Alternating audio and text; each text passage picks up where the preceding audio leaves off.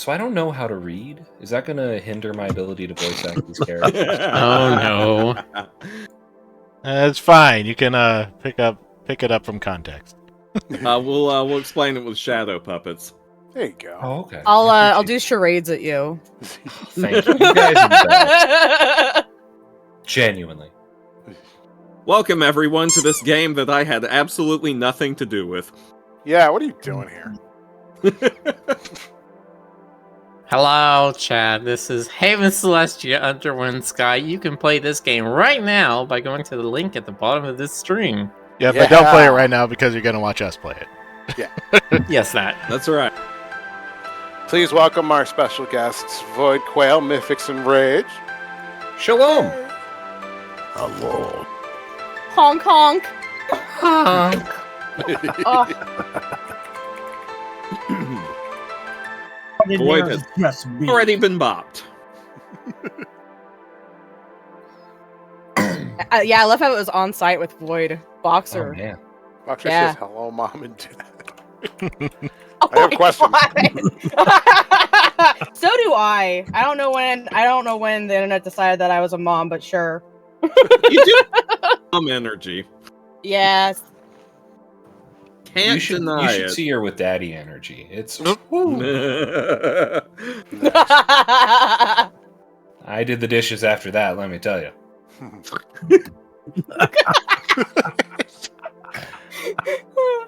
Wow, alright. We're off to a start. I yelled at him for adjusting the thermostat is what happened, okay? Doodle says, so which of these aliens do we end up dating? That's a spoiler. Ooh. That's what I need to figure out during the course of this. It's all of them. I hope it's the king. I'd date the king. Media? Would you want to date someone? Say that again? You were pretty muffled. Let's get started. Okay. Yes, let's. 9-5er. Over. I don't like this wing, Commander. What caused the long-range communication blackout?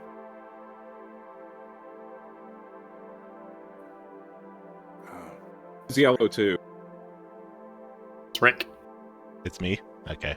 Maybe a solar flare, Red 5? Never seen a solar flare do this before, Yellow 2. Cut the chatter, team. We don't need long-range comms.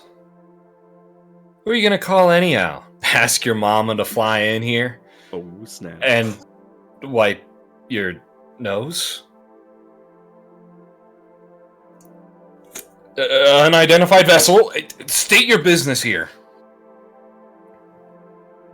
Leo Commander, this is Vice Admiral of Origenja. You are badly outgunned. Surrender, and I'll see that your men live out nice, comfortable lives in a breeding colony somewhere. But if you choose to fight, I promise there will be no glory in your sacrifice. 7 Voragengers. Vice Admiral Vorangenja. This is Red Lead Sarah.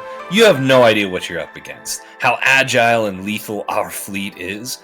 If you surrender now, we'll see that you're dropped at the nearest neutral. We're under attack. Take evasive action. I'm hit! I'm going down! Coming in!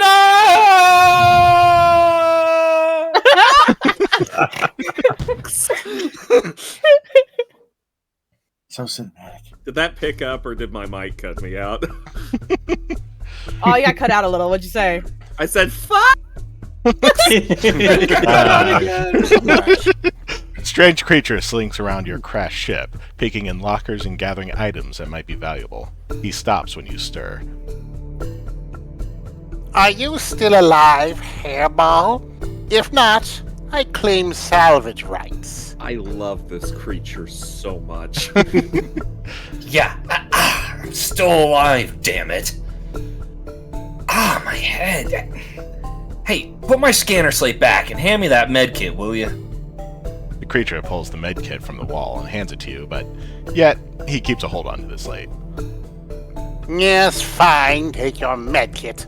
I have several of those anyhow. This is a scanner, you say? Yes! What a wondrous device. It shows here the Krakow Dreadnought is leaving the system. Goodbye, you stupid lizards. They're fleeing? Where does this say they're headed? This scanner can tell us that also? Amazing! It says they are headed to Nashira 4. Better them than us, I suppose. A cold dread fills you. You recognize that world. Nashira 4? But my people have a colony on Nashira 4. It's a peaceful agricultural commune. They don't even have a militia. Well, I hope they can evacuate quickly. The Vice Admiral ship is not a diplomatic vessel. It is designed to pound a civilization flat. Perhaps they're not really headed to Nashira 4. Maybe they're just taking evasive actions from my fleet, and their current heading... Yes, that could be. They are flying away from... Is your fleet hiding in this debris cloud? The hope and optimism you were feeling only a moment before drains away, leaving you cold and numb inside. Debris cloud? Well, Hairball, perhaps you have more pressing problems than worrying about the fate of Nashira 4. You need to stop calling me Hairball. I'm a Leo. My name is Sarah, and I'm the wing commander of Red. Well, I suppose I'm not commanding anyone now. And I am Surang. My name is... But you, my friends, may call me Chitter. Hey, Jonas, how was that pronounced again? One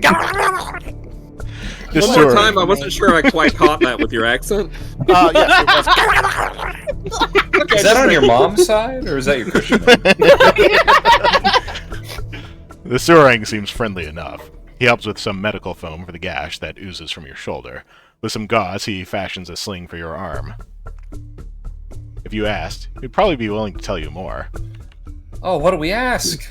So, I gotta say, before we advance the dialogue, how much I love the 80s-ness of Sarah's design. Jonas, is that your fault? No, that's my fault, actually. That's all Rick. Yep. God, he's so outrageous. I'd given him the big hair, and I was all like, you know what? I'm gonna give him pink hair. Scarf, I love this character so much. And the braid to boot. Like, it That's just... what I was gonna say. Mwah. Yeah! That's the part that surprised me. I've seen the animated show this was on. I've seen the toys in the aisle. I've seen this. Yeah, I remember the controversy that arose when the Toys R Us accidentally got the anatomically correct shipment that was supposed to go to the online store. Nice. I didn't even make those. Oh look, somebody made me an appropriate form for this. Okay, what's going on here? Alright, what's going on here? The Ringo were trying to resist enslavement by the Krakoon, but it was futile. The Krakoon got them eventually. Oh sure, the Krakoon let the Ringo pretend they are a vassal state, and if that salves Ringo pride, then so be it. But you and I both know that Krakoon tech gets... Oh, that was a scroll down. Oop, what they want. What about you? It's What Soaring, right? Did the Krakoon want you too? The Soaring laughs without joy. There is a darkness in his mirth. They thought they did and realized the mistake too late. Oh sure, they killed plenty of us and even terraformed our planet so that it has a sulfur atmosphere. But we won in the end. You gasp in horror. They terraformed the Soaring's homeworld? A sulfur atmosphere might not harm these creatures overly, but you can't help imagining if this happened to your own world. How many billions of innocents would suffocate? Feeling dubious, you ask. You conquered the Krakoon? Anarchists do not conquer, my friend, but neither can we be conquered. Now, we live in their walls. We eat their food and defecate on their floors. And when the Krakoon explore new worlds, we come along as well. They will never be free of us. Just like my in-laws. If you asked, you would probably be willing to tell you more. I'm just kidding. I don't have in-laws. Actually, yeah, I guess technically I do with my sisters. They have a... Anyway. We could gather up the Soaring to fight Vice Admiral Voringenja. You're welcome to try, but us Surang have no government. No government? It is our strength and our weakness. If you wish us to join your cause, you'll have to convince each of us one by one. That would take way too long. We have to intercept Voringenja before he reaches the colony. He seems somewhat pleased that you would ask for his opinion. I'm gonna ask for advice. What do you think I should do? Squeezes the scanner slate to his narrow chest and smiles. If you let me keep this scanner thing, then I will help you repair your ship. You drive a hard bargain, but okay. I'm in no shape to do this all myself anyway. The curious creature dives right into the work, fixing systems with the skill of a master craftsman and the creativity of a wasteland scavenger. With his prehensile tail, nimble, double-thumbed paws, and his seemingly bottomless tool bag, he makes quick work of the ship's mangled machinery. Bottomless, you say? Thank you, Chitter, for the help. I suppose I could go almost anywhere now, but where? Well, as I see it, you have 3 options. Oh boy! Choices? Time to stay with the Soaring! Give up all this anger for the Kraken. Live with us. I will help you sell your ship for a small percentage, and you will be set for life. No governments, no wars. That does sound appealing. After all, everyone back home will presume you died with your men. Starting over would be far simpler than trying to explain how you managed to be the lone survivor. Yeah, maybe it is time for a change. You kick back, breathe in the dry atmosphere, and watch the remnants of your fleet fall from orbit and crash into the sea. Grab some moonshine and enjoy your life of anarchism, King. Yay! Also, this is Game. Destroying everything. Alright, great game. Thanks, everybody. Yeah, no, you can go get it at itch.com. itch.io / millerdark.itch.io /under-1-sky. There you go. Perfect. Anyway, let's keep going. Well, as I see it, you have 3 options, one of which you've already taken. Time to chase a Kraken Dreadnought alone. Yeah, bravery. I suppose you could chase after the Kraken and try to stop them yourself? Do you think I'd succeed? No, not really, but you could try. Your heart beats faster as you imagine the honor and glory of facing the Kraken on your own. I don't know. I don't know that could possibly top that ending picture we just saw. Maybe this ending. Okay, I will. They never expect one lone fighter to take on a whole dreadnought. Good luck, Sarah. You are going to need it. You hop in the cockpit and spool up the engines. As they warm, you run through your standard pre-flight check only to find your primary weapons offline. No matter how many times you switch them off and back on, the status indicator remains red. Your heart slows and falls in your chest as you slump back into your seat. Chitter, I thought we repaired everything. Why won't the guns come online? I had to discharge the firing batteries. It would be hazardous to work on them otherwise. Let the engine run for a few days, and they will recharge. A few days? Yes, 3 or 4 should be plenty. 3 or 4 days? I can't find the Kraken if the guns won't fire. No, perhaps not. It might be best if we reconsider your options. You leave the engine running, but shimmy your way back out of the cockpit. And as I see it, you have only one option now. A genuine warmth that spreads on the Soaring's face. He wants to see you succeed and is doing everything in his power to help. But he alone won't be enough.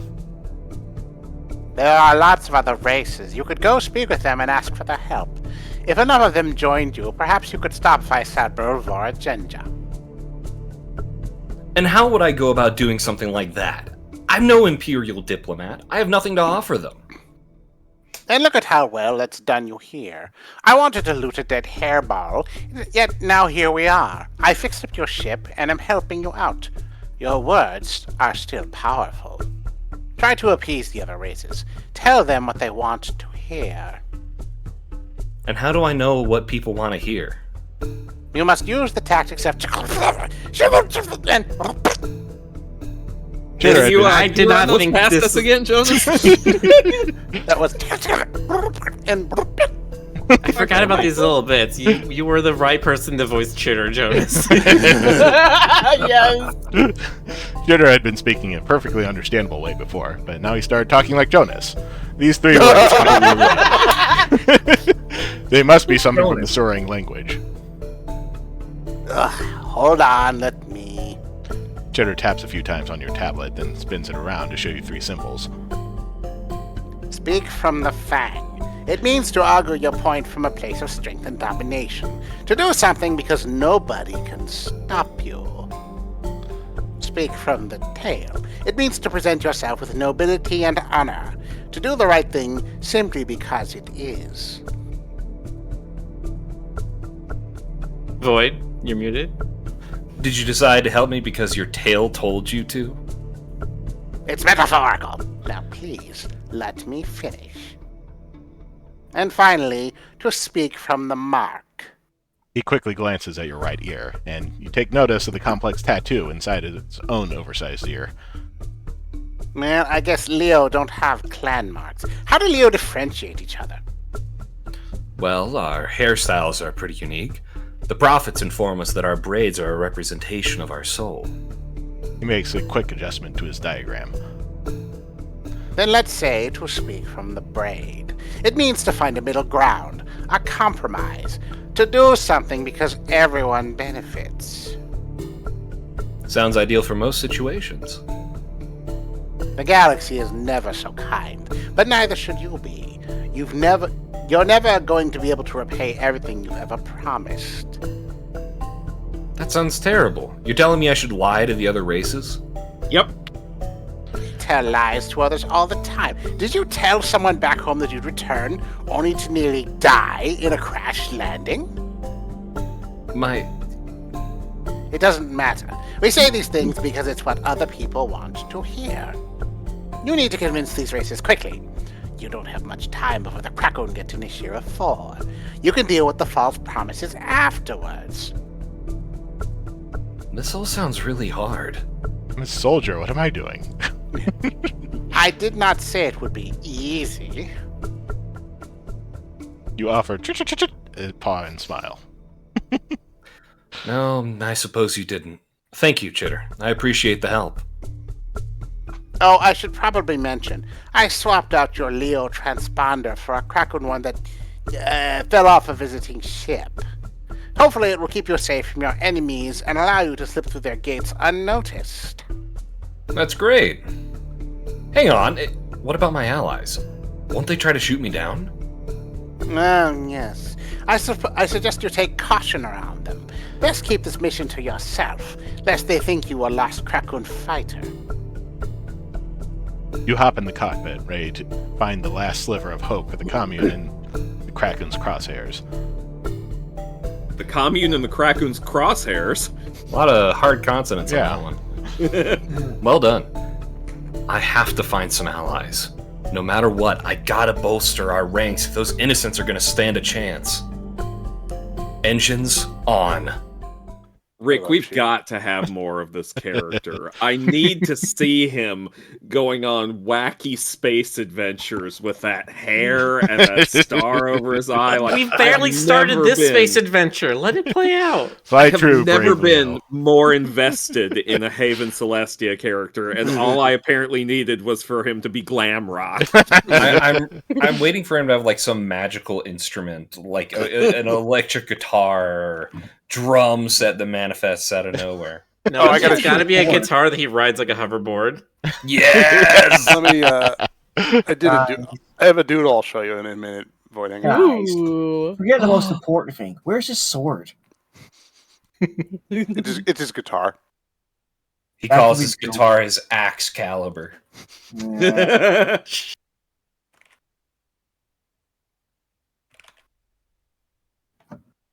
Because it's got a 45 caliber bullet inside of it. Fly true, brave Leo. The Empire depends on you. Nice. Hayven Celestia. Oh, joy, Ringo. Mainstay, residents of the King in Exile over Reese, now called Ringletech. It is not easy to gain an audience with the King in Exile. The Mainstay is an opulent space station filled with more niceties than should be allowed in space. The rooms are filled with petitioners of all stripes, literally, as most of them are Ringle. Yeah. Ringle, like that. limber, bushy-tailed species known for their promiscuity, the Ringle swear fealty to their king. They're quite experienced lovers. Not that I know that personally. You never really liked Ringle. You spent a good portion of your career fighting them and found them to be ugly, dirty, and more than a little perverted. You cannot fathom how they managed to build spacecraft to reach the stars under their own power. They must have cheated, you think. Soon, though, your battle-hardened presence makes an impression on the retainers, and within some hours you are allowed to step into the king's quarters. The king in exile is not terribly impressive. He seems fat, in a way, lounging on a bed of pillows and snacking on whatever fresh fruit they'd shipped to this place under great expense. Nobody else seems to even be here. It is just you and the king. Of course, the king could not be left alone in these cases. You are certain you are being watched, even if the words are private and for the king's ears only. The king acknowledges you with a glance. He's waiting for you to do something. Oh man, what do we Do a choose? Dab on him. Obviously. You don't know how the Ringle bow exactly, but the Leo have a similar custom. You take a knee and fold your arms, lowering your head until your braid touches the floor. Your Excellence, my name is Sarah, your most humble servant.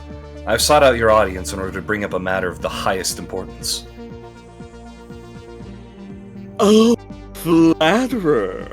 You really do know how to turn a guy on. But really, you don't have to go this far, you know. You're not one of my subjects. Yet. But I'm not going to complain. Would you like to play for a bit? Believe me, it does help, relations. With all respect, Your Majesty, my time is short. Yeah, but there are other parts of you that aren't.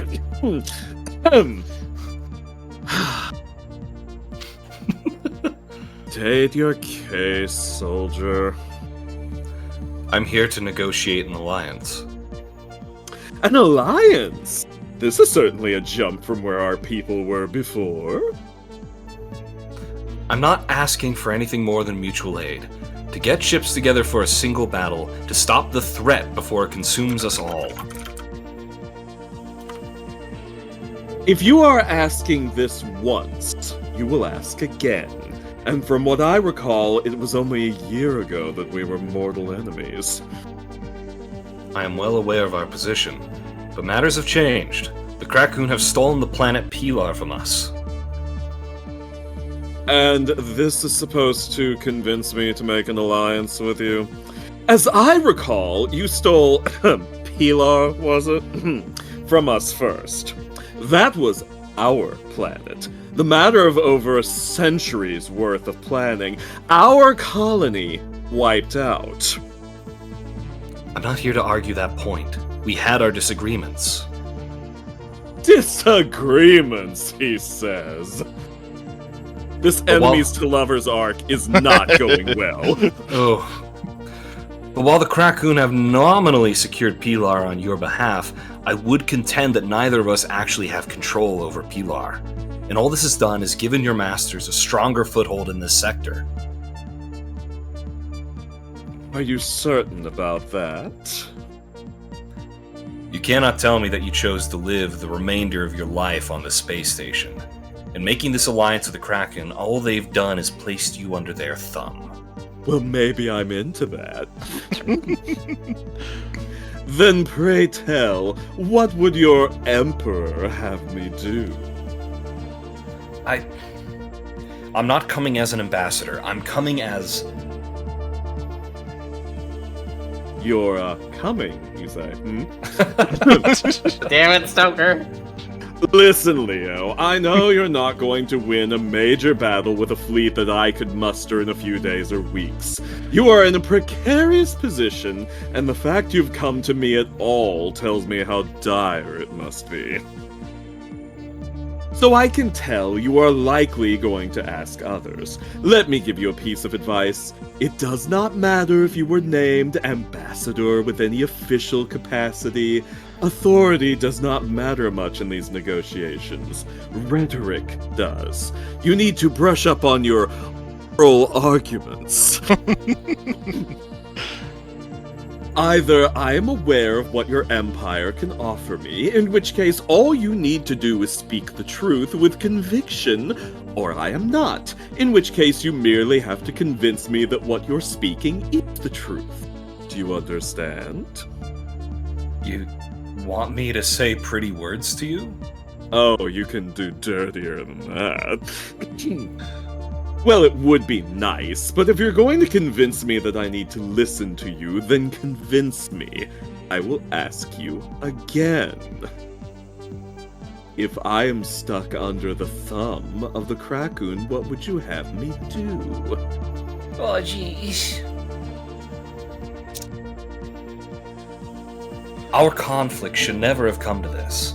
In arrogant pursuit of the usual ways of business and war, we forced you to make an alliance with the Kraken, and it's bearing bitter fruit for both of us. We can only fix this together. You must rescind your alliance with the Kraken before it's too late. That's quite a sweet sentiment. That's quite a sweet sentiment, Leo. But there is only so much you can apologize for. I'm gonna change the emphasis on that. That's quite a sweet sentiment, Leo, but there is only so much you can apologize for. I might take it from your emperor.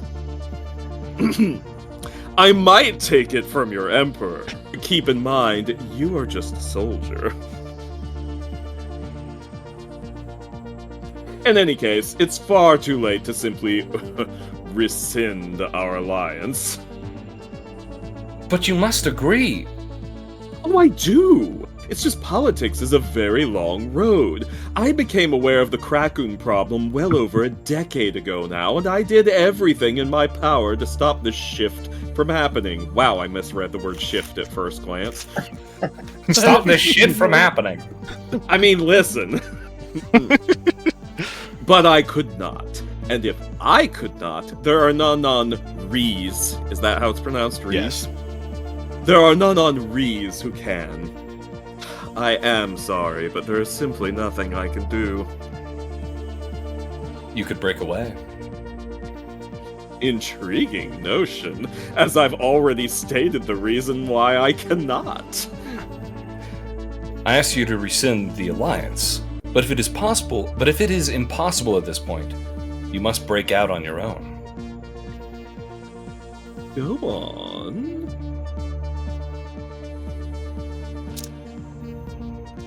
Breaking away may seem a poorer choice. Your people look up to you, and it might be seen as abandoning them. But such a dramatic action may also be just what they need. They see you now acquiescing to the Kraken's whims, and each time you do, you inject them with more authority. You break away now, and the people will see the Kraken for who they are, illegitimate. And if you wait too long, who knows how long the name of the king in exile will still be respected. And then who will the Ringle look to? This is a mighty request, dictating the fate of a king. A king is not a king without his people. And if we're to stand together now and in the future, your legitimacy is of the utmost importance.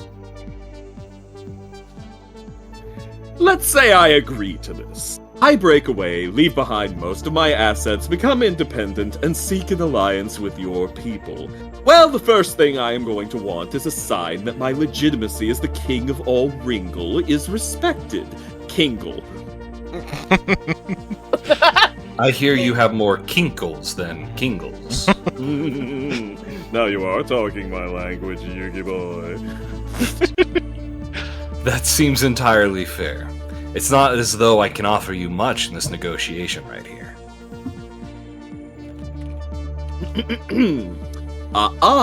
Remember, you are the ambassador. You put the ass in ambassador. And even if you were official, I know you cannot hand over a bounty of gold or land or titles right now. All ambassadors do is make promises. Even so, I cannot bring a treaty to the Emperor to sign. Then it's a good thing we're not talking about a treaty. Did you like that little squeak there? Talking. Yeah, that was great. We're just talking about committing ships and perhaps putting our paws in the door for a potential of a future treaty.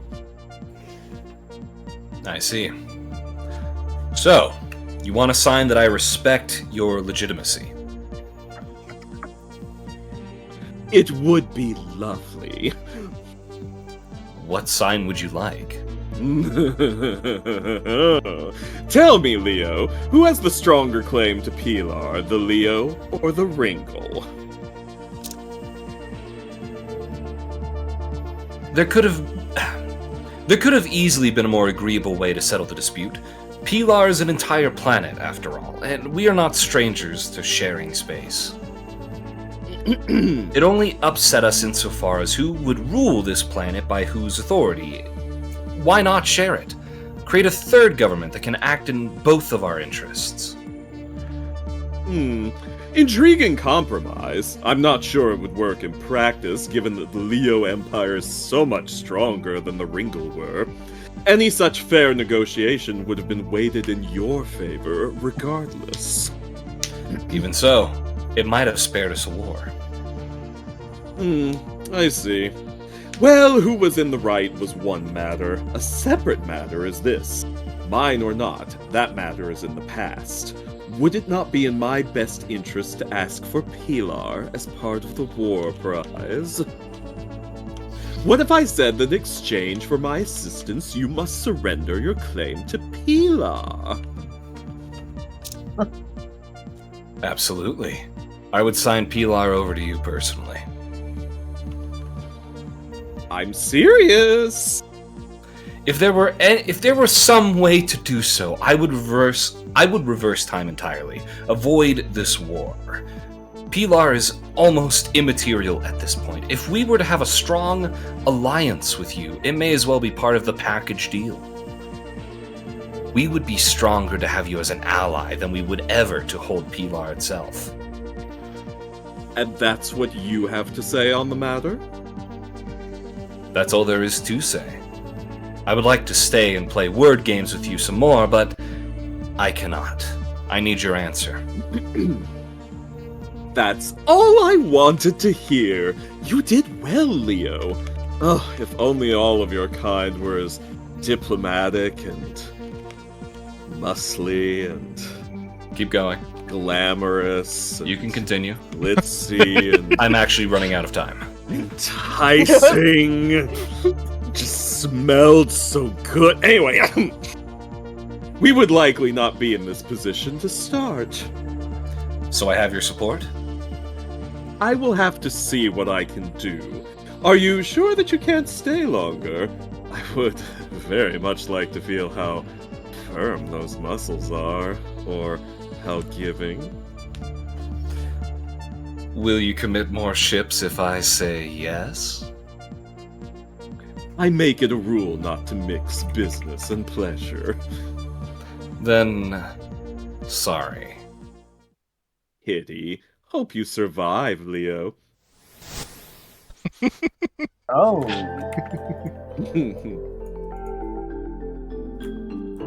One second, I have to look at Jonas's scribblings.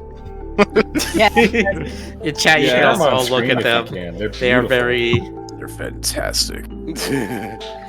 Almost, I didn't even notice.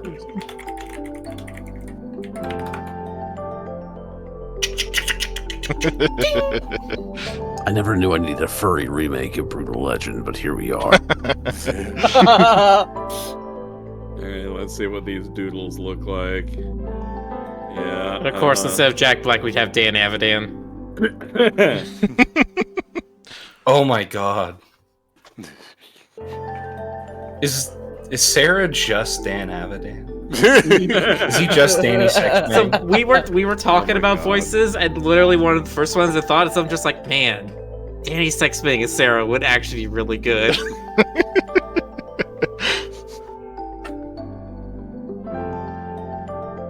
Just get him to make the not public domain soundtrack for this. Yes. Hey, your next stop took you to Sil, a dense urban center on the Misa homeworld of Mirar. As far as you remember, the Misa always had issues with overpopulation. Spreading out among their planet was a temporary solution, but eventually those new cities would also overpopulate. Sil was at the tail end of this cycle. Much of the surrounding area was dedicated to food and housing just to keep people from perishing. The place had little industry, few luxury goods, and a populace that was perpetually hungry. You needed as many allies as you could get, and the Leo and Misa had always been amicable. The Misa were excellent repair technicians on other Leo starcraft. Their own space program had yet to leave their planet's gravity well, though. But even without ships of their own, certainly they'd be willing to help. Even by going through official channels, you are quickly given audience with the Misa High Commander. Not that the guards could physically stop you from approaching their office. You stand outside the commander's Oh, balcony. hell yeah. Even with her on the third floor, you still have to bend your knees ever so slightly to see eye to eye. Oh, hell yeah. How to talk to short people. Put him on the third floor balcony. And still squat down. God, 6 foot 1 inch problems, am I right? I'm Wing Commander Sarah, and I've come here to ask. With a raised palm and a scowl, the Misa commander interrupts you from her wobbly balcony. I'm gonna stop you right there. Pardon? Look down at you. Do it! Look down at you. Good. Now look at me. Well, sure, but Now, I want you to think about your empire and all the worlds your emperor commands. Got it? Great. Now look at the favela around you. Are you certain that you need to ask my help? Now look at your man. Now back at me. Now back to your man. Dude, I was thinking it, thank you. Favela is now diamonds. sadly, your empire's not me. Favela, okay, thank you. I have no Favela. idea how that's pronounced. It's Okay. Favela. Favela, okay. Favela, thank you. I always thought it was favela. Anyway, yes, I realize how this sounds, but I really do need help from your people. How big is your fleet, Wing Commander Sarah? How many ships do you have? Well, I wouldn't. How many ships do you personally command then? One. And if I was to offer you every ship we have, how many ships do you think you'd have then? Well, I don't. You'd still have one, Wing Commander. My people have yet to build their first rocket. Excuse me. You, Leo, have been at proxy war with the Kraken through the Ringle for years. This is nothing new. We don't care for you brutes butting heads with other brutes. No, you're wrong. This is different. Or butting butts with other brutes. I'm not your judge. I was offered to bash butts earlier, but that's besides the point. I get that, but there's this dreadnought. Do you know how awful a thing a dreadnought is? Well, it's got dread right in the name, so. Yeah, exactly. It's Well, like it dire says wolves. dread. It's in the name. It They're says out of dread not, so that means we should not dread it. The logic tracks. I'm a bigger fan of the bread knot. Especially when it's covered in garlic. Yeah. Oh, Oh, garlic bread knot. All right, we're Oh my already God. past the sexy part. We don't need to No. keep talking about nodding. Oh, God. No? well, a dreadnought is a war machine that's the size of a city. Yes. The size of the largest Leo cities. The insides of the Misa's ear turn pale. Her eyes go wide, and she can't manage words. Dreadnoughts don't kill people. Dreadnoughts kill planets. And if we don't do anything, then a whole planet full of innocent people are going to die. I'm sorry. I really am. We Misa are very empathetic people. We understand what it means to be helpless and to grieve for those we cannot save. Come with me and tell us about these doomed people so we can mourn them together. No, we can't give up on them. Just because a dreadnought can kill a planet, that doesn't mean we have to let it. I can see you're new to being helpless. You're used to being able to fix whatever problem you face. That's okay. In time. No! I refuse to give up. This cause isn't hopeless. That's why I want your help. Okay, fine. You want to stop the Kraken. I get that. Your people are already at war with the Kraken. They already hate you and want to kill all of you. I hate to be cold about this, but why should my people get involved? Why should we provoke the Kraken? Do you really think you're safe? They haven't attacked us yet. By the prophets, are all the Misa as obstinate? How can anyone ignore a threat as big as the Kraken? Don't be foolish. They haven't attacked your world yet simply because they haven't gotten around to it. They don't think you're going to attack them. They're damn right about that. And so, they've set your world aside. They haven't forgotten about you. The Kraken don't forget. When all other enemies are vanquished, or they're going through a particularly slow period of finding resources, they'll be back to take everything you have. You don't know that. And regardless, you're saying may attack us, may kill billions. But I know that if we help you, they certainly will. We're in no position to defend against such an attack. We'll be massacred. I'm sorry, I don't understand. Can you explain? If you want my people to risk their lives, then there has to be something in it for them to gain. Not just diving into a war that might one day come to them. They need to gain something for them and their descendants. Gain? Like what? You want ships so you can conquer your own worlds? Look around you. My people live a meager life. If you want our help, then we want yours.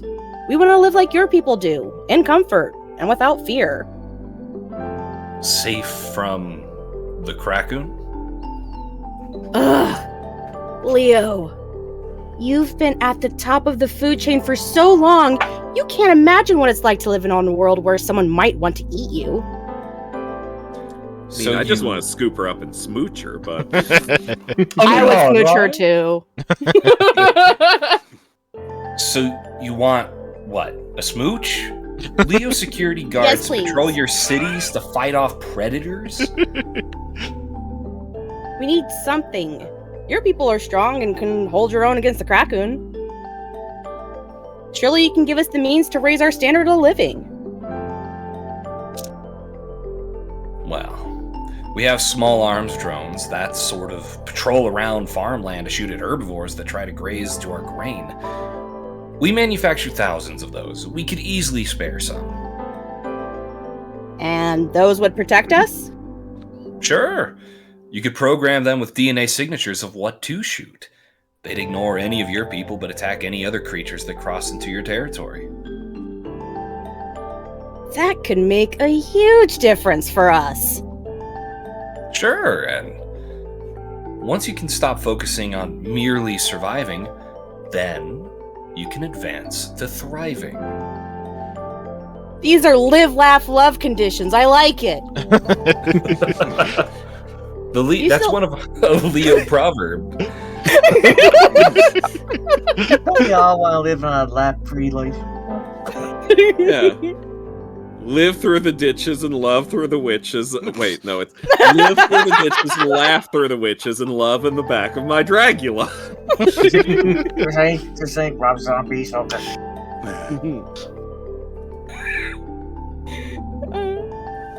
You still haven't explained how the Misa could possibly help stop a dreadnought. We have no ships.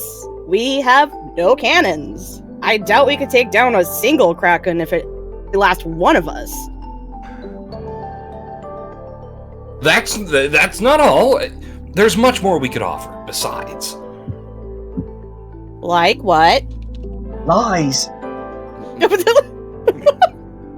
For instance, we could train your people as... No sexy option. as strippers. Spies are sexy. Dude, spies are super sexy. Yeah. You know what? You got me there. I think the Misa could make perfect spies. You guys are small enough to climb into air shafts in between walls. True.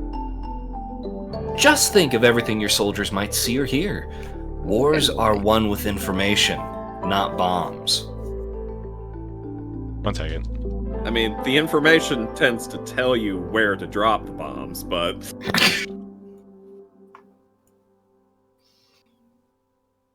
Someone said You need to stop doing that.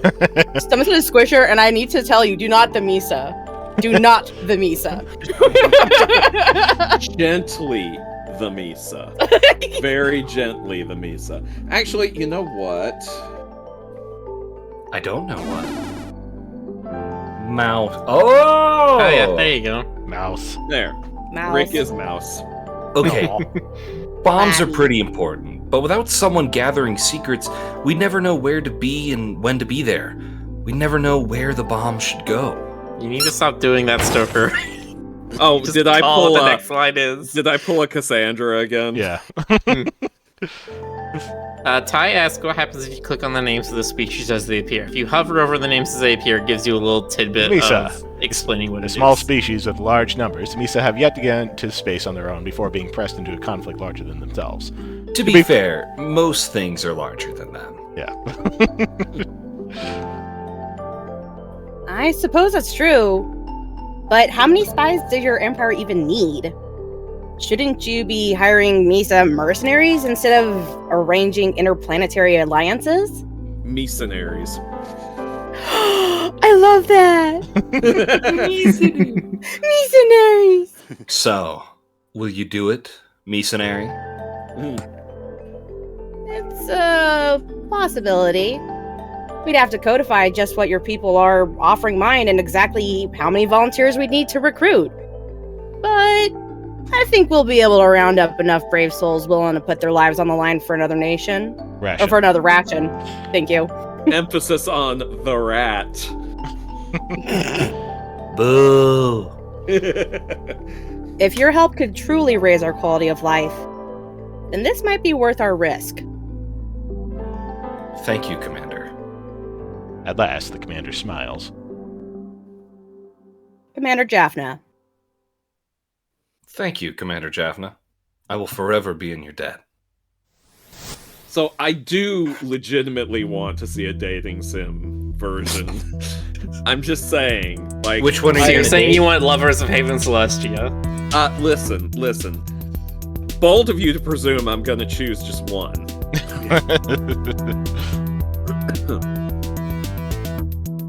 Jordians, feline species that were once the de facto rulers of the galaxy. The arrival of the Kraken marked the end of their expansive empire. Orexica, a Jordan outworld. In its day, far away from the center of the Jordan Confederacy, but now perhaps the last real holdout from the influence of the Kraken. You expect to see the dregs of a once proud civilization brought to its knees, but are surprised to see clear, gleaming towers and the finest of technological prowess on display.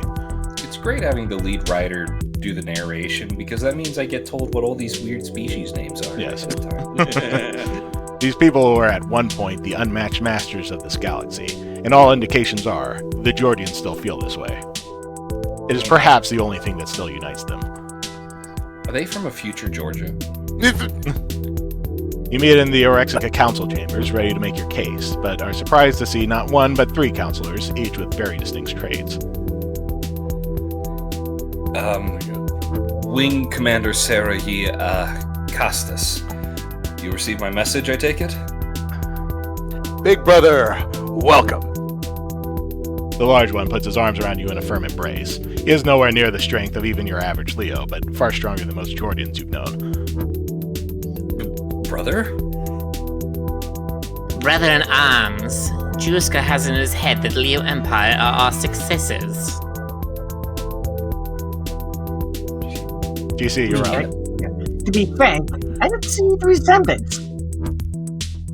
Please, if the Leo are not our successors, who can be in this time of dire need? They are strong, and we would do well to ally with them. The Leo are a collection of rowdy meatheads more concerned with the glory of sport and war than intellect. They do not have the capacity to bring about utopia again. Wait, he's in the helmet. I feel that's unfair. There are many great Leo scientists and intellectuals. Oh, I love that. That's what the Kraken claim too. It doesn't matter in this case. We need to ally with the Leo in order to strike back against the Kraken. That is our first priority right now. Our dealings with the Leo have not always been in the best of circumstances. They would not lift a finger to stop the Kraken from overrunning us, seeing us instead as pets of the Kraken. There's so many of us object to that role. I feel that when Commander Hexfish is only begging our help now because he needs it, and the moment he does it, we're once again irrelevant outlanders, snubbed and ignored. What do you say, Augustus? Perhaps you can put our disagreement into clear context. Who are the Jordians to the Leo? The Leo Empire seeks to bring all its allies under its wings. You do not need to see us as your equals. In fact, I doubt we could ever see each other as equals until we've tried all the more to understand one another. If you want a chance to thrive, I'm offering it to you. Ally with us. We could do great things together. You have to admit, we need the Leo on our side for their strength if nothing else. It doesn't matter if we consider ourselves more brilliant than them. Until we can defend ourselves by ourselves, we aren't going to be of much impact. True, I'm just worried. The Kraken made similar promises. Then they stole all our technology. It wasn't theft per se. That's the nature of technology and science. It is in the end free to all, even the worst actors. And what can we do in that case? Become isolated hermits? You know that's not the key to a thriving civilization. It is not utopia unless everyone is welcome. You are right, of course. Tell me though, the Leo need us for this battle.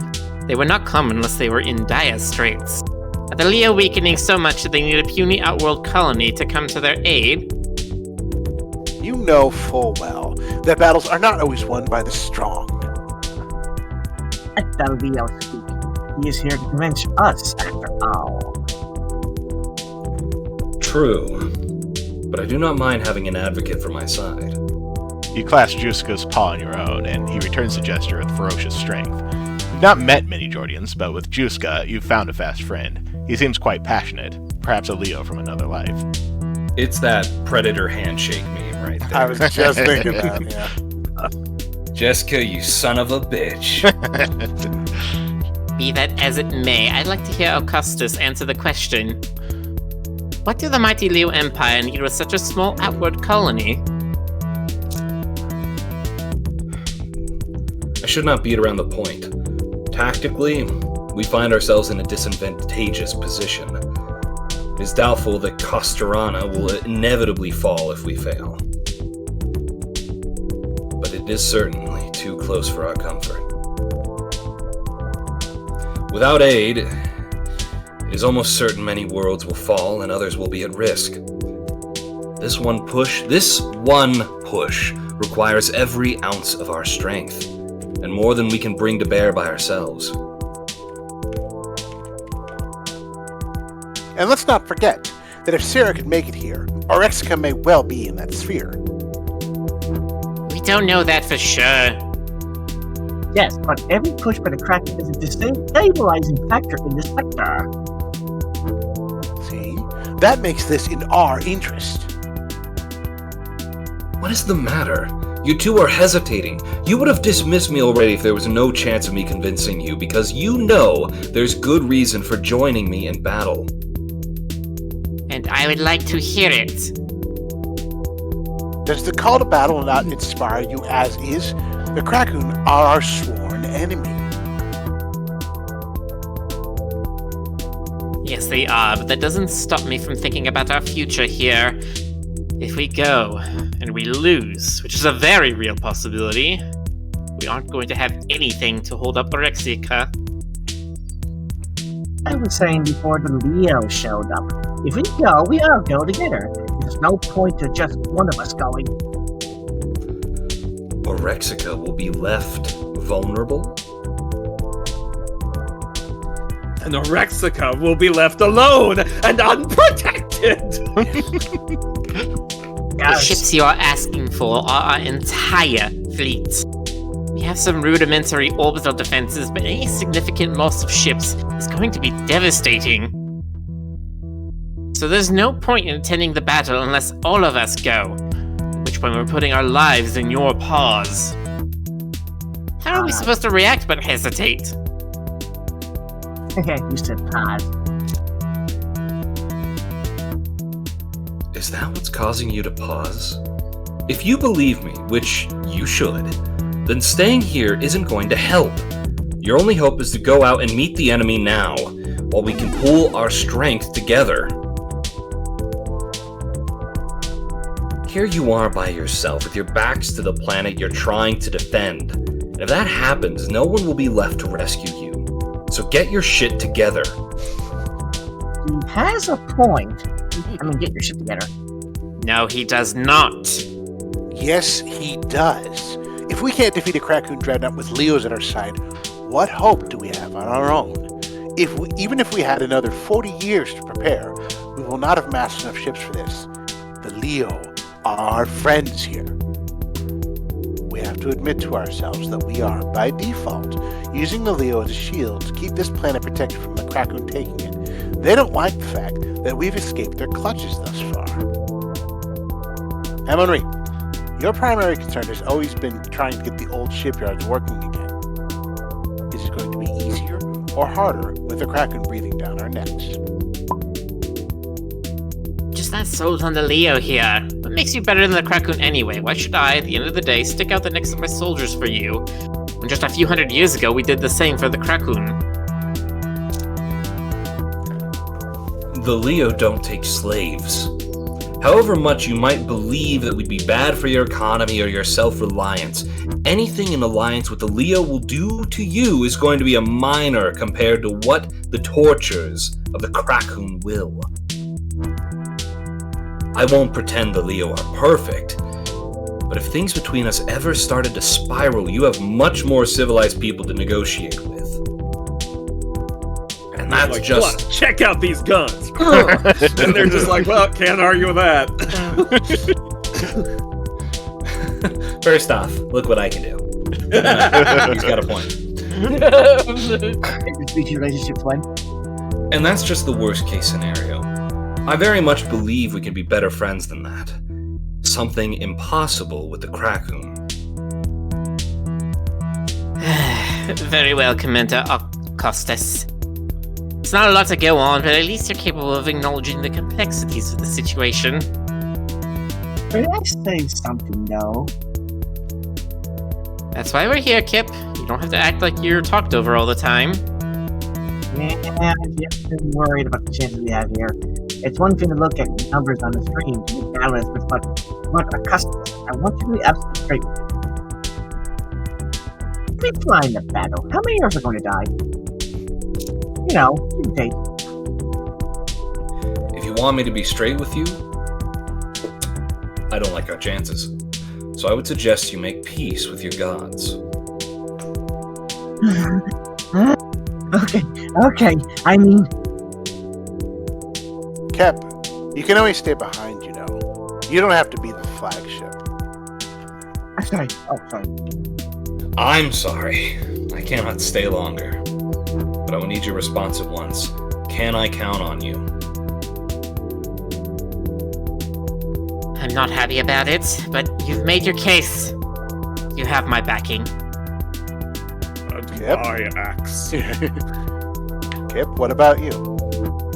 I'm feeling the first punch. Okay, no, don't. He seems the most disconcerted by this. He goes to sit down, and Amon-Ra holds his paw tightly.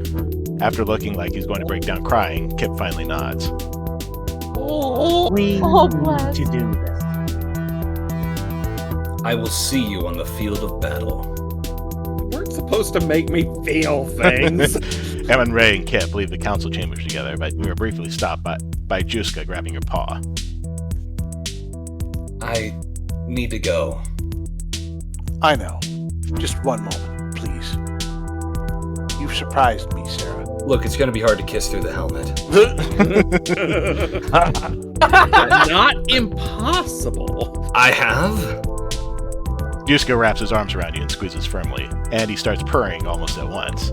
You slowly wrap your arms around him, returning the gesture. It's a little awkward, but he's strangely comforting to hold on to. Soon, to your embarrassment, you're purring too. It's an oddly sexual way to describe a hug. It's almost like people who made this game and or played this game are little feisty. Please come back alive. I'm not going to make you promise, but I'd like to see you again, Commander, in better times. Okay. Yeah. Ascaron, not quite a border planet, but the closest meeting ground you could find. The planet has been owned by the Turek for as long as you can recall. So Chad was asking which of them you could date. That one. There you go. In terms of land, the Turek are only interested in owning worlds that support their form of life. In terms of loot, the Turek prefer owning everything they can get their claws on.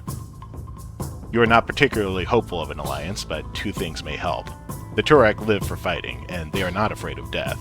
Also, they hate the Kraken perhaps just as much as the Leo do. Perhaps a mutual enemy can go a long way in forging a temporary one. Shard Nerukabezal has agreed to meet you in the Great Hall, a mighty building of toned marble. He is already seated when you are invited in, and regards you with much curiosity. It's possible he's never seen a Leo in the flesh, though if it is true that he is 4,000 years old, he may have seen far more than you can imagine.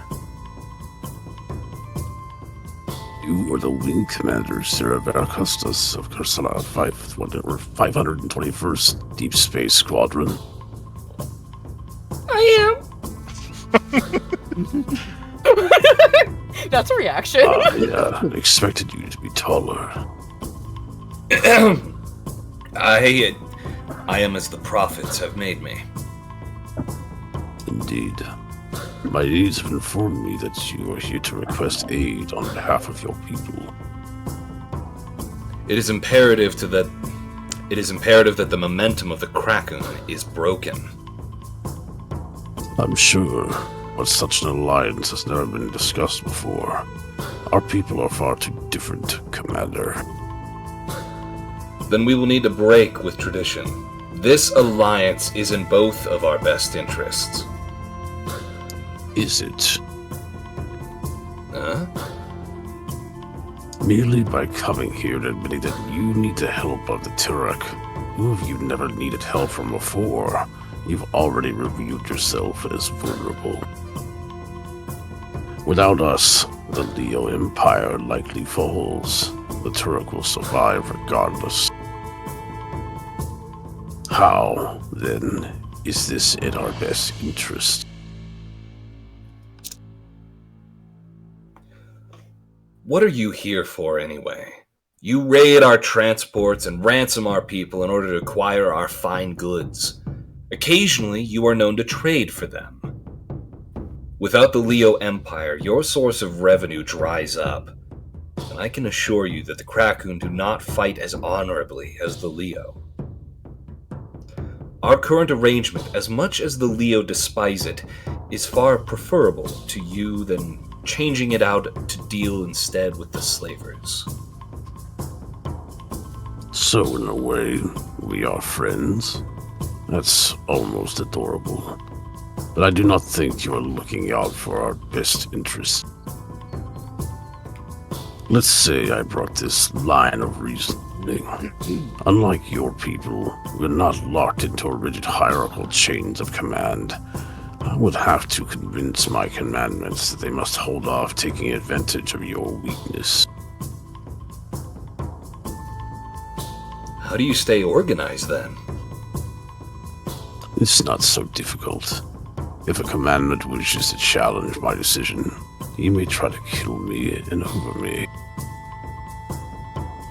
They will not accept some future they don't even have lived to see as a reason enough to follow me into battle. So, I foresee someone taking issue with your reasoning. And I am in no hurry to die dishonorably. As the situation stands, you're a very tempting target. Tell me, what is it this very moment that makes fighting the Krakoon in this battle a better prospect? You've already grown fat off the fruits of our own industry. Tell me. Tell me, have any of your people here raided a Krakoon vessel before? Not to my knowledge. Then I can guarantee that there will be all sorts of new and different technologies and other spoils that your commandants would love to get their claws on. You make an excellent point, Commander. I think the men would be more than happy to change the venue, if only for novelty's sake. So let's say my commandments agree to come along for this ragtag adventure, and only a minor portion of them break off to take advantage of your softened defenses. I know you think less of us as battle-happy brutes, but we are not so quick to die needlessly. If I'm leading my commandments into a trap, they will not be happy with me. I am not going to lead them into a trap. So tell me next, once the battle is over and you've won yourself a victory to the ring throughout the ages, why will your people not instantly turn on us, your other mortal enemy? The Leo have far more honor than to attack our allies, even allies of convenience. It would become a ridiculous farce to put our lives on the line in a second time merely to gain some momentary advantage over you. I believe you. I'm surprised. Don't get me wrong. I believe that's for you.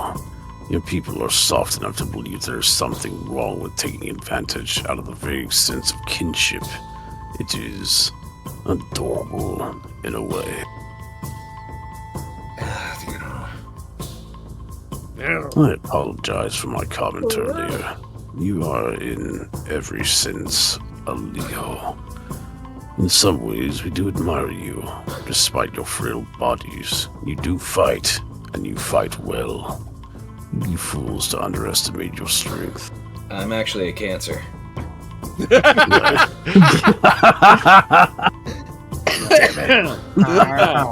I'm an Aries.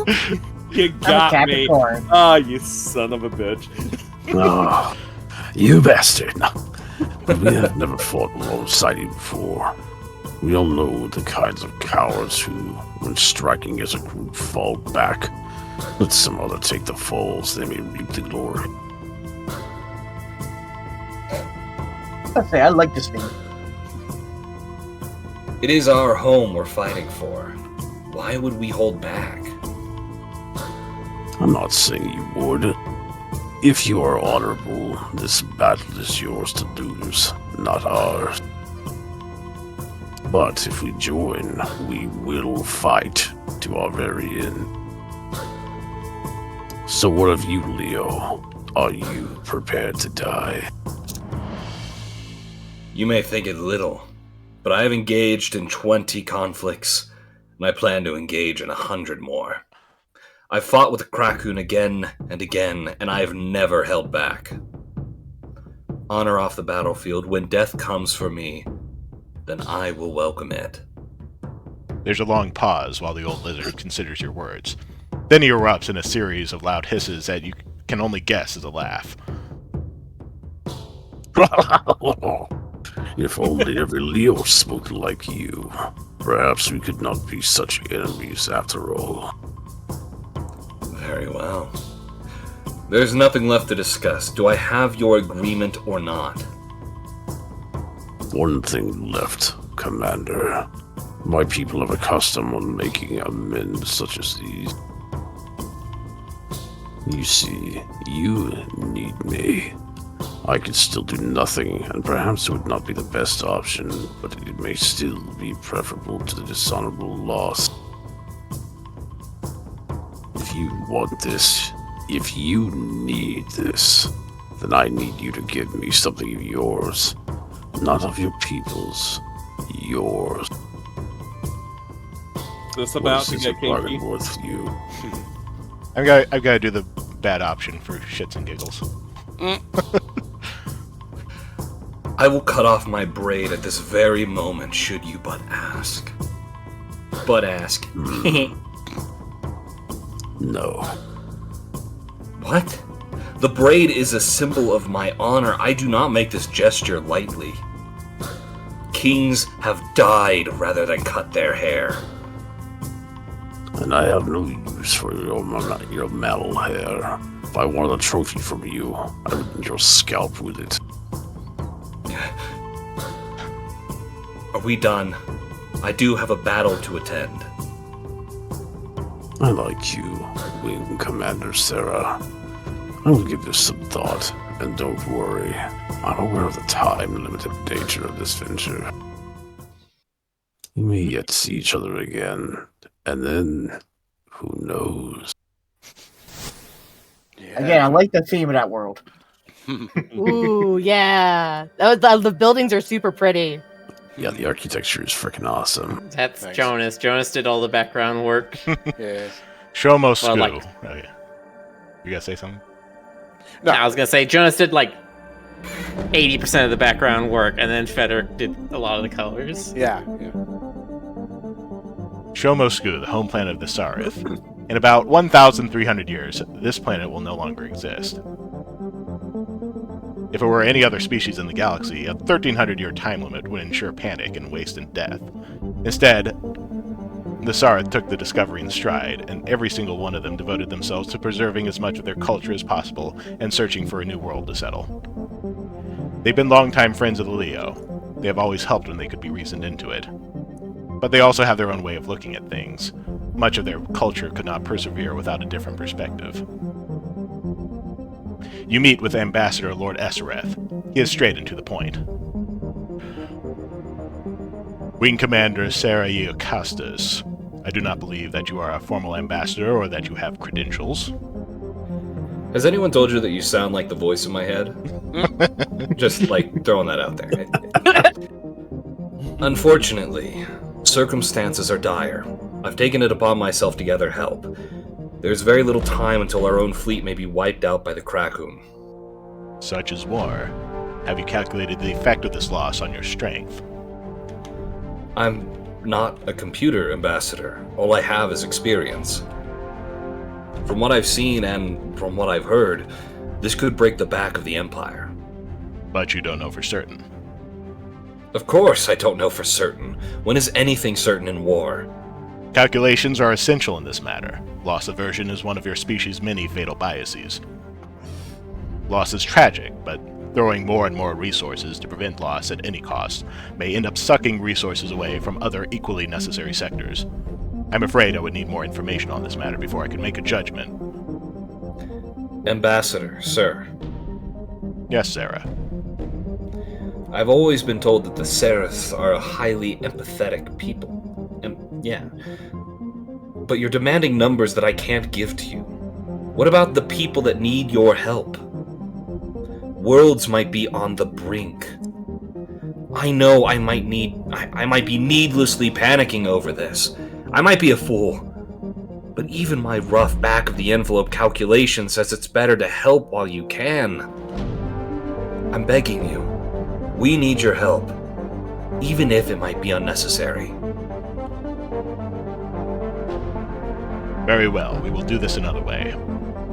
I have received reports of your other encounters with other species. If I am going to risk needless waste, I have some questions about your motives here, and I want you to tell me the unvarnished truth. Question 1. Now that the Kraken have taken control of Palar for the Ringle, you suggested that the king in exile break treaty with them. It is common talk among your people that a mutual enemy makes for friends. But why could this not have been accomplished sooner? What was stopping you from making alliance with the Ringle before this escalated into conflict with the Kraken?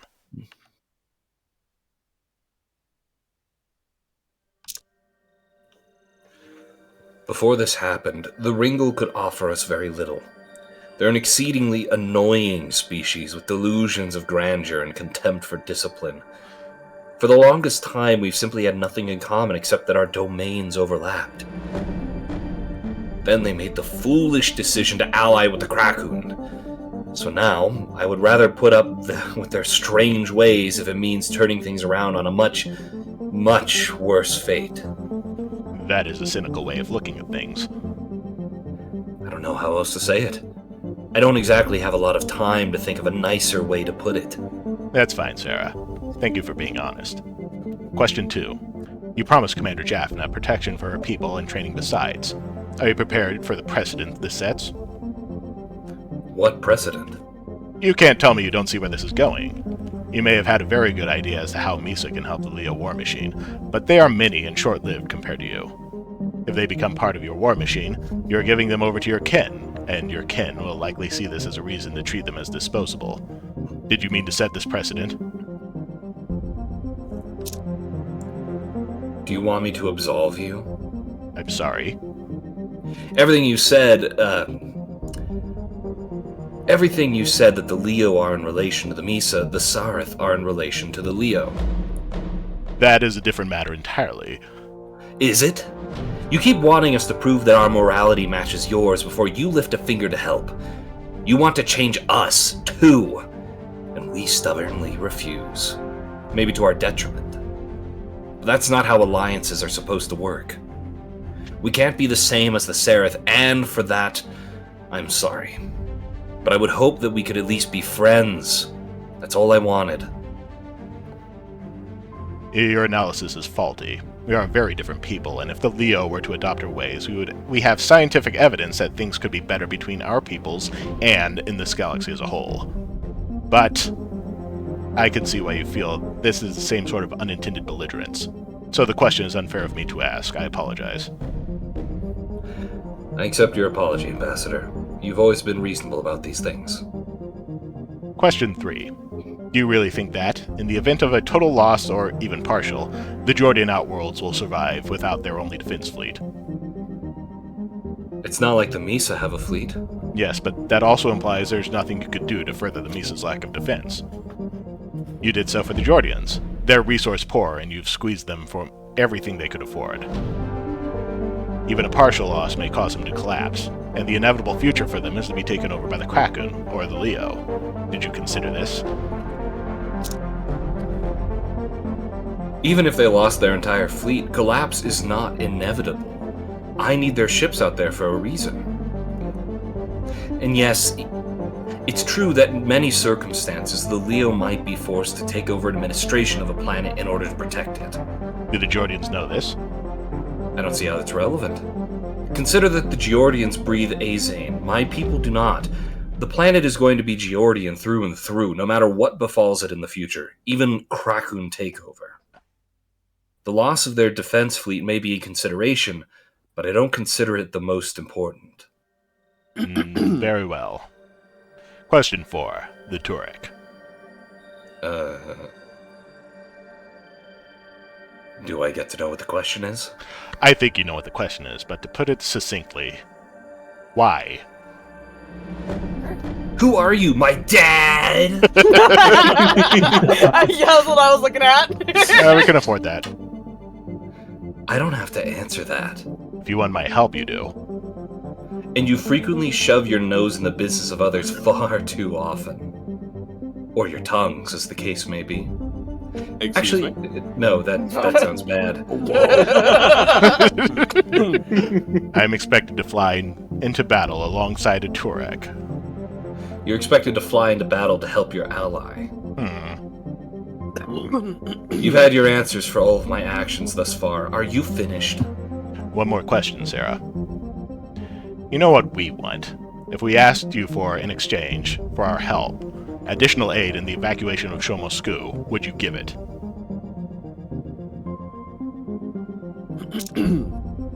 That's almost too easy of a promise to make, Ambassador. Of course we'd help you. You are our friends, and excellent ones at that. The galaxy would be a sadder place without you. Seriously, is that a test or something? Of course it is. Everything is a test. Sarah, I do wish we had more time to discuss this, but time is short. Let us get going. We have a battle to attend. You're coming? You are convincing.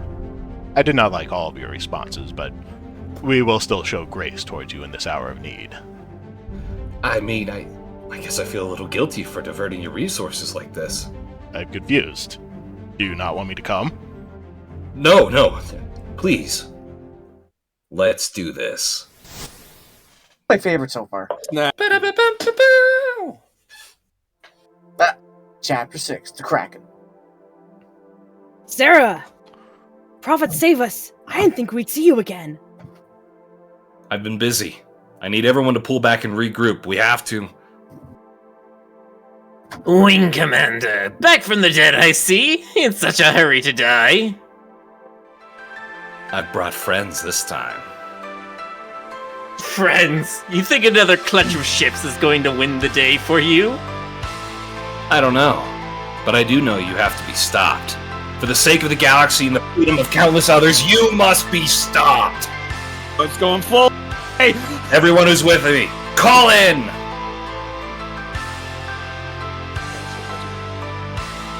That would be Stoker. Okay. Captain Paratad, you're the commander of the King in Exile. Stand by! I wasn't prepared for this guy. Red Commander Leliar on approach. We've got a support unit ready for you. Squadron Commander Juska, ready to make those legends pay, Sarah? Commander, the Starship Nersabazuska coming in hot and strong. Are you prepared to die, Mamu? General Cesare on approach at the city ship Gorsasa. You think that's enough to stop us? You cannot fathom the power of a single dreadnought. Even with everyone on your side, the battle lasted nearly a full day, until finally, with clever sabotage and relentless pounding of firepower, the central core of the Kraken dreadnought failed. The massive We ship. have the power of God and anime on our side. Massive ship Don't say launched that. its escape shuttles and prepared for a full retreat. Well, General, had enough yet? The Kraken Empire will not be defied. You think you've won, Wing Commander? You think this little stand, which you barely succeeded, is all it takes to stop the wave that's about to come crashing down on you? All you've accomplished is to seal your own fate. Your children and your grandchildren will know nothing but war. In the end, all you've done is brought yourself a little time with the blood of your future generations. Can you live with that, hero? You've given us no choice, General. So I guess I'll have to. The threat rings in your ears. The Kraken is, in the end, almost certainly right. This is not the end by a long shot. But for now, the day is yours. We did Yeah. it! Woo! Teamwork. Yeah! Jessica's like hanging off of him. Like, I know, right? Like, oh my gosh, you want a movie there? Dead right in pectoral. yeah, he's like, Victor is so jacked. He's in his happy place. I love that you guys were able to put the sketches and all the stuff you guys did in the credits. I love these things so much. Yep. The production doodles too. They make me so happy. Also, Chad, big hand for our voice cast, okay? I mean, come on. Hell yeah. Oh my gosh! Like that final ramp up of the battle with you guys, like the performances and the music swelling with it was so cool. I got like the hair on my arms went up. We got chills. Jonas's chitter is not what I expected, and I love everything about it. You know, It's absolutely fantastic. A stellar performance, my guy.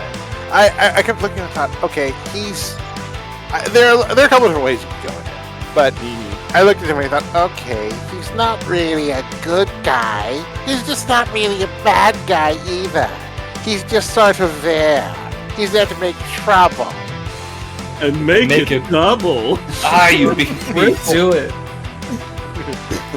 Team Chitter blasting off into the speed of light. Anytime that you end up going into gibberish mode too, I'm gonna start calling you.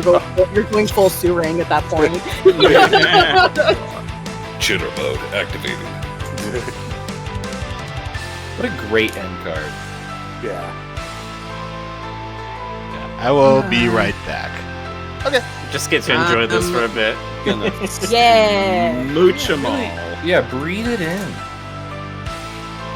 You know, provided that you're able to breathe the Provided that you atmosphere. breathe oxygen, unlike I can Juska breathe. and Ezra here. I got to take my mask off at the end. That's what matters. Right. Let all your gorgeous hair out. No helmet hair here. Perfect every time. What's his secret? Oh my god. Let me see if I can find some of like the production art. It's lady shampoo. Lady shampoo. Lady shampoo. I can't do it right now. You can't tell me that hair doesn't have an entire milkshake in it. It has an entire grimace goes into it every day. Oh! I never did get to try the grimace shake. You know, we just have to. We'll mourn this loss together, Sober. Seeing what it's done to people, I think you might be better off for that. Seriously. I fear nothing. I fear no purple beverage. It's like 2% chance you turn into Sarah. 98% you get Grimace. Secret Roo says, I really like this art. You should find who did it and interview them. Rick, were you trying to be so horny? He says yes. Rick, so yes. Next question: when's the dating sim coming out? I'm back. And who are we gonna choose? Also, yes. We're gonna have the dating sim update here in a couple months. Just look out. 2 years. I'm gonna date everyone on screen, plus a few of the ones that aren't. Obviously, when we update this, we do need a secret dating track. Just say, please tell me that one's going to be called Under One Sheet. To get the dating sim one, you have to do the worst possible dialogue choice for each encounter. You turn into Sundar Sarah. Oh my goodness! It's not like I need your help or anything, Baka. Rick did miss one thing with the King in Exile because he didn't select one particular option. Yeah. Oh yeah. What was Well, do we want to leave that as a special surprise for the people to play at home? it? Was it horny? It's a little horny. It's a lot of horny. That's I'm just intrigued. It's always a little horny. Was there an option? Was there actually an option to sleep with him? No. But you're along the right track. What other secrets can you tell us? or would be a fun one to share? We saw most of them. So the soaring ending with the like crayon drawing is technically a secret ending. Oh yeah, there's also this in the main menu. We have a speakeasy next. Oh. Nice. Oh, I love that. Right? Ooh. Sorang. The serang with their creepy koala hands. They're not creepy. They're dexterous. They have 2 thumbs. That's weird. Yeah, it's Well, double dexterity. Yeah. We're very good at video games. Can play 2 GameCube controllers at once. The GameCube controllers were built for our hands. Boxer says the only one let down no Garou. Rick, if you go back to that Hayven Celestia one at the front of this, and then hover over it, like Kraken holding an alien. That's right. At this point in the timeline, they haven't found the Garou yet. No, Right. the Garou will not be discovered for another 600 years. Right. We were. There's kind of this idea that that this story is a legend. That Mhm. some of the. I mean, there are certain improbable aspects to it. I don't know what you're talking about. Right. There's nothing improbable about this adventure with the space lion, with the big poofy pink mane, and the star over his eye. It all happened. Every last bit of it. I'm serious. Stop laughing. Oh, I love that piebald Misa. Oh, Yeah. I think this was my heart. He says no, this is my beer. It's my sody pop. It's all I have.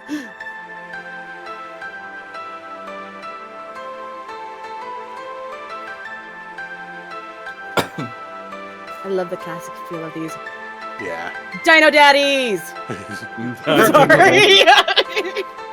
Daddy. The Druid King, the Kraken, I find are pretty cool in this. Yeah. Yeah. Kraken are intimidating. Are they called the Turek as an homage to Turok by any chance? Perhaps.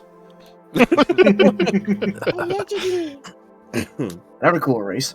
Oh, hell yeah. The serif, which for a lot of the text we use the double S, but technically they're supposed to be spelled with the SZ, which is the German letter you see here that looks a bit like a B. You mean the Barith? The Barrow. I mean, everybody in this game looks pretty bare to me. I like how the Seraph look like they're regular snakes wearing buff suits. Like they've got Do they have necks? Do they have neck flexing competitions? Their necks Hood flexing competitions. Yeah. Yes. Yeah, protein is not in a limited supply in this universe. Since it's chimera, Half an hour into neck. and a cobra. Half an hour into neck flex and chill, and he gives you this look. That's a good one. So we were saying about the secret stuff earlier. There was, so the soaring ending with the crayons, you just decide to give up. That's a secret ending. Juicecat pulling you aside and hugging you is technically a secret ending. You have to get a really high score in that level in order to get that, or else they just leave once you're done. Yeah. And then that's it, actually. I think that's the only secret ones. Oh, we didn't see the fail ending. Yeah, we didn't see the fail ending. There's some great little... There's a way to do that real quickly if you want to, Rick. Sure. Speedrun failure. Yeah. Well, 80%. There's some cheat codes. Yes. Don't tell them. Don't tell everybody the cheat codes. Everyone get ready to write them down. Yeah. Click. And wipe your nose. I don't want to die again. Vice Admiral Ferrangia. Oh, and everyone, also, Go for it. I just wanted to mention that because this jam was about trying and using a new tool to create these games, Miller coded all this in Godot. Okay. Yeah, That's so what- this that was was made for the Jump Ship Game Jam, Yeah. which started a couple days after Unity started doing all their effed up stuff. Yeah. And yeah, so this is the first time we've ever worked in Godot. The theme of this jam was particularly strength in numbers, and so we had this whole plot about gathering all these people together for this big fight. Here we go. Oh, here we go. Okay. You can just flat out lose the fight. Oh yeah. Yes. If you have don't win convinced somebody. everybody. Yeah, you have to convince everybody in order to win. I see. Sarah, prophet save us. Okay, I was wondering if you would do it again. I've been busy. We need to pull back and. Wing Commander, back from the dead, I see, in such a hurry to die. You seem to be in such a hurry to talk over me. Doesn't matter. We Leo are strong. We'll defeat you ourselves. Yeah. And then they didn't. Goodbye. Oh, the braid. Oh no! You know, Ripped I mean, in pieces. Scott Pilgrim moment he punched the Highlander. Hey, he basically finger shot you to death. I'm so tickled that explosion effect worked as well as it does. yeah. Miller, that animation of just the ship getting pulverized at the end, it makes me laugh every time. God, I can't tell you how much it is. Just like putting the explosion in there doesn't do anything, but then you add in the sound effect and the screen shake, and it all just comes together. Yeah. It's mwah. It tickled me so much when I stumbled onto that while testing this. I'm like, Miller, Green shaking doesn't rule. you silly goose. Aw.